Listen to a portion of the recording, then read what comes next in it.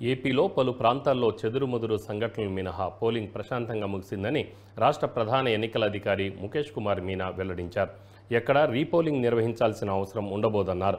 ఈ రోజు ఉదయం 11 గంటల వరకు ఫిర్యాదులు అందితే రీపోలింగ్పై నిర్ణయం తీసుకుంటామన్నారు. రాష్ట్ర వ్యాప్తంగా సోమవారం ఉదయం 7 గంటలకు 46,389 పోలింగ్ కేంద్రాల్లో పోలింగ్ ప్రారంభమైంది.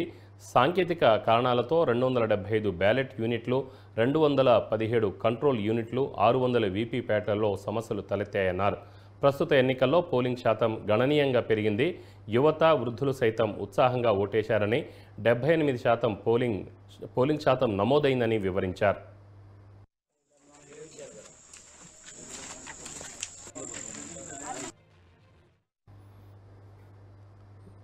పల్నాడు, అనంతపురం, అన్నమయ్య జిల్లాలో హింసాత్మక సంఘటనలు చోటు చేసుకునే అవకాశం ఉందని నిఘా వర్గాల సమాచారం మేరకు ముందుగానే కట్టుదిట్టమైన భద్రతా ఏర్పాట్లు చేపట్టామని ముఖేష్ కుమార్ తెలిపారు. అయినా కొన్ని చోట్ల హింసాత్మక ఘటనలు జరిగాయి. పోలీసులు వెంటనే నియంత్రించారన్నారు.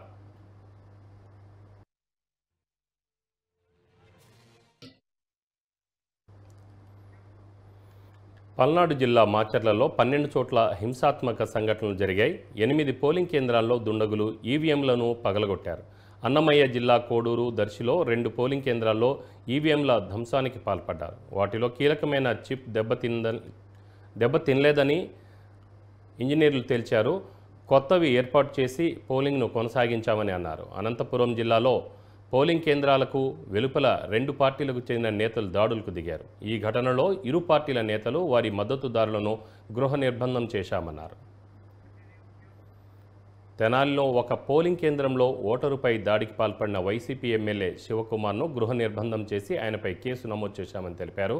నరసరావుపేటలో సిట్టింగ్ ఎమ్మెల్యే గోపిరెడ్డి శ్రీనివాసరెడ్డి, అనంతపురం జిల్లా తాడిపత్రి ఎమ్మెల్యే పెద్దారెడ్డిపై అందిన ఫిర్యాదు మేరకు గృహ నిర్బంధం చేశామని వెల్లడించారు. సాయంత్రం 6 గంటలకు పోలింగ్ ప్రక్రియ ముగిసింది. కానీ ఓటర్లు 6 గంటల తర్వాత 3,500 పోలింగ్ కేంద్రాల్లో బారులు తీరారు. వారంతా ఓటు హక్కు వినియోగించుకునే వరకు పోలింగ్ కొనసాగింది.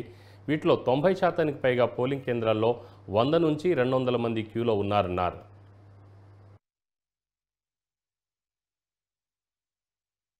రాష్ట్ర వ్యాప్తంగా 12,000 కేంద్రాల్లో పోలింగ్ ప్రక్రియ ముగించుకొని ఎన్నికల సిబ్బంది ఈవీఎంలతో రిసెప్షన్ సెంటర్కు బయలుదేరారు.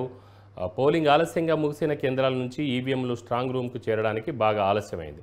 రాజకీయ పార్టీల సమక్షంలో స్ట్రాంగ్ రూముల్లో భద్రపరిచి సీల్ చేశామన్నారు. అక్కడ కేంద్ర బలగాలతో కట్టుదిట్టమైన భద్రత కల్పించామని వెల్లడించారు. దీంతోపాటు సీసీ కెమెరాలతో స్ట్రాంగ్ రూమ్పై నిరంతరం నిఘా ఏర్పాటు చేశాం. స్ట్రాంగ్ రూమ్ దగ్గర పార్టీల తరఫున ఏజెంట్లను పరిశీలనకు అనుమతిస్తామని ముఖేష్ కుమార్ మీనా తెలిపారు.